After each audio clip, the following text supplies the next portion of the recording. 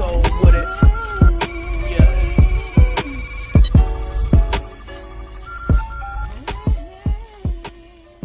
So I was listening to ESPN LA radio with Keyshawn Johnson, Travis Rogers, and LZ, and they were on the line with LA Times' Brad Turner, who reported last season that there was an 80% chance that the Lakers would get Anthony Davis. Shout out to LA Times' Brad Turner, because he obviously knows what he's talking about. He obviously knows. He does a great job at reporting and has done a remarkable job covering the Los Angeles Lakers over the years. Gotta salute him, and he's done a great job. I'm gonna just do a brief summary of this entire interview, just in case you guys do not feel like listening to the long, drawn out audio. And I'm gonna give my feedback, of course. But Keyshawn Johnson asked Brad Turner, did he think the Lakers give up too much for Anthony Davis? And this was Brad's exact response. He says, I'll tell you this. I was surprised at the 3 first-round picks. I kept hearing that if they wanted to get it done, they would take 2 future picks. They would get 2 future picks, but to get a 3rd pick was something I didn't see happening. And if you're the Los Angeles Lakers, I guess you felt if you wanted to do the deal to get one of the best players and you wanted to keep Kyle Kuzma, you had to go that route. So based on that, I think both sides are happy, but giving up 3 picks, man, that's a lot to do. But AD is a great talent. LZ mentioned to Brad Turner how people felt that getting Anthony Davis was the hard part, but LZ feels that constructing the roster around Anthony Davis and LeBron James is going to be more harder for the Los Angeles Lakers. He asked Brad, do he think that the Lakers are more focused on getting ancillary pieces, or are they more focused on getting a top free agent? Brad says that it will come down to how much money the Lakers will have available. Travis Rogers then asked Brad, is it title or bust for the Lakers next season? And Brad responded by saying, well, as of right now, you can't say it's title or bust because the Lakers only got 5 players on the roster. And I was like, good one, Brad. Good one. But he says he can't say that because there are still some good teams out here. Portland, Denver, Houston, OKC. So it won't be easy. Keyshawn then asked Brad, basically, how do you convince a Kevin Durant, a Klay Thompson, or Kyrie Irving, Kawhi, Kemba Walker, Jimmy Butler? How do you convince all these guys to come? That's when Brad responded by saying, it's still Los Angeles. It's the Lakers. LeBron James, Anthony Davis is there. So it makes life a whole lot easier. You could just shoot, play defense, and not worry about being an alpha male. He says that it all comes down to the money. Players will follow the money. Lastly, they spoke about Lonzo Ball and LeVar Ball. They spoke about LeVar Ball still being in the media and being upset about the Lakers trading Lonzo Ball for Anthony Davis. Keyshawn was like, the Lakers got rid of Lonzo, not rid of LeVar. He's still going on ESPN, different media outlets, to speak his mind about the Lakers. So that's when Keyshawn asked Brad, will it all work for Lonzo in New Orleans with his dad there? So Brad responded by saying he don't think LeVar Ball would be as much of a problem. The Pelicans really wanted Lonzo Ball. Just the moral of the story is he doesn't think LeVar Ball will be a problem in New Orleans. If you guys would like to hear the full audio, the link is in the description box. But as I stated before, you have to sacrifice something to get something. You have to take risks and chances if you want to be great. And that's what the Lakers did.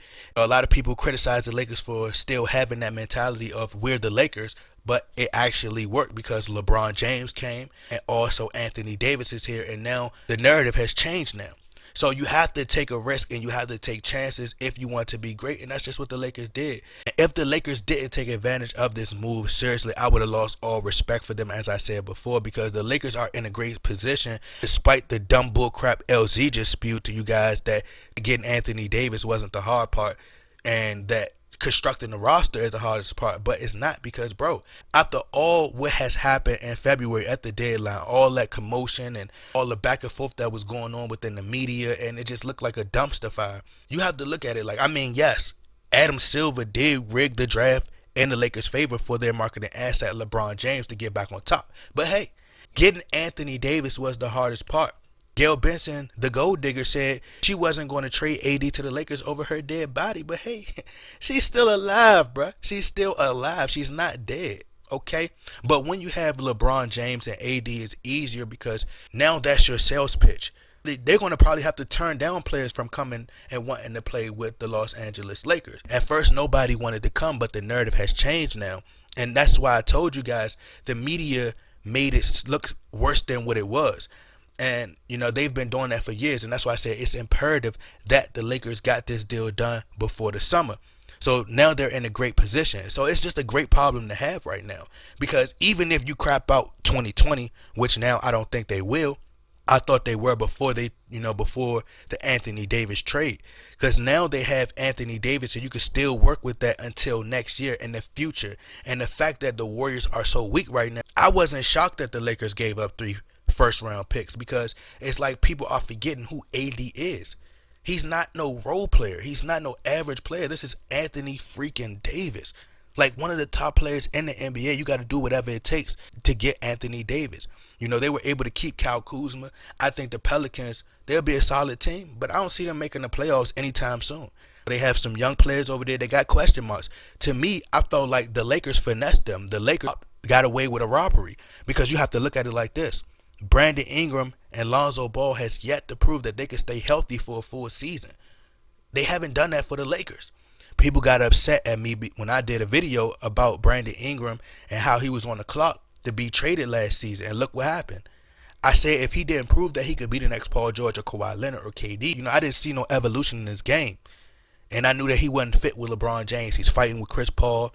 And more important, he wasn't making threes. And he didn't improve to me. And unless he improves himself from the perimeter over the summer for New Orleans, they're going to be in trouble, because Zion Williamson can't shoot. And I just feel that the Lakers front office, they won, period. They won the trade. The one thing about the future is you don't know for sure what will happen.